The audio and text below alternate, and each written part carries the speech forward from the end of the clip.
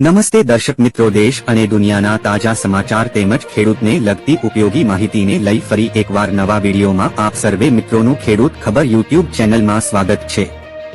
આજની પ્રથમ હેડલાઇન જોઈએ તો આગામી ચોમાસું કેવું રહેશે? ટીટોડીના ઈંડા મૂકવા વરસાદનો સંકેત છે।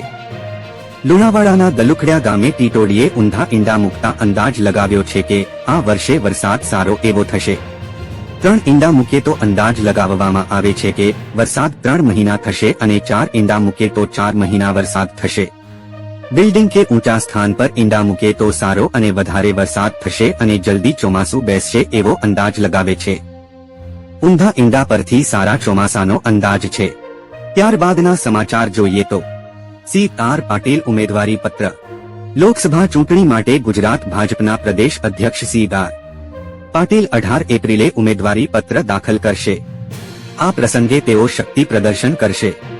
પાટીલના સમર્થનમાં તેમના મતવિસ્તારના 20,000 મહિલાઓ અને પુરુષો હાજર રહેશે। મહિલાઓ પારંપરિક સાડી પહેરી શક્તિ પ્રદર્શનમાં જોડાશે, જ્યારે પુરુષો કેસરી સાફો પહેરીને માહોલ ભગવામય કરશે।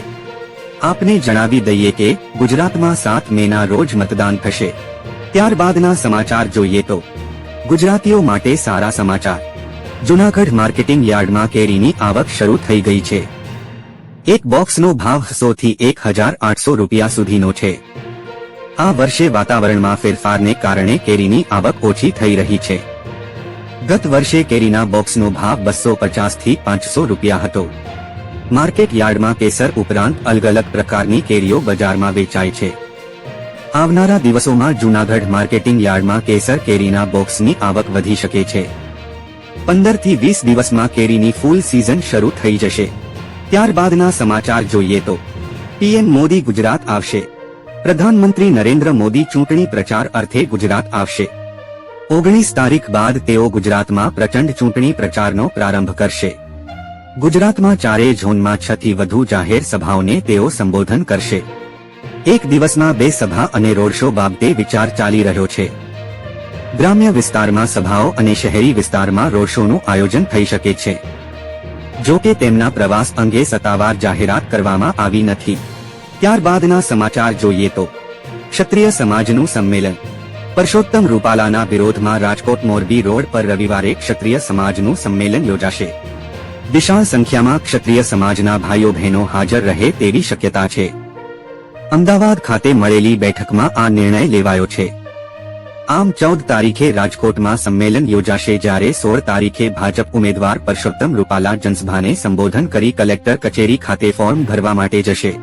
ત્યારબાદના સમાચાર જોઈએ તો ભાજપને મોટો ઝટકો લાગ્યો। પુરુષોત્તમ રૂપાલા સામે ક્ષત્રિય સમાજનું આંદોલન હજી યથાવત છે। દરમિયાન કપડવંજમાં ભાજપના 100 કાર્યકરો કોંગ્રેસમાં જોડાયા છે। રૂપાલાએ ક્ષત્રિય સમાજનું અપમાન કરતા કાર્યકરોએ ભાજપ છોડ્યું છે। છીપડી ગામના ભાજપના કાર્યકરો કોંગ્રેસમાં જોડાયા હતા। તેમને કોંગ્રેસ પ્રદેશ પ્રમુખ શક્તિસિંહ ગોહિલે ખેસ પહેરાવી આવકાર્યા હતા। જણાવી દઈએ કે ક્ષત્રિયોના વિરોધ વચ્ચે રૂપાલા 16 એપ્રિલે ઉમેદવારી ફોર્મ ભરવાના છે। તો આ હતા આજના મુખ્ય સમાચાર। મળીશું નવા વિડીયોમાં નવી અપડેટ સાથે। ત્યાં સુધી અમારી ચેનલને લાઇક અને સબસ્ક્રાઇબ કરી દેજો।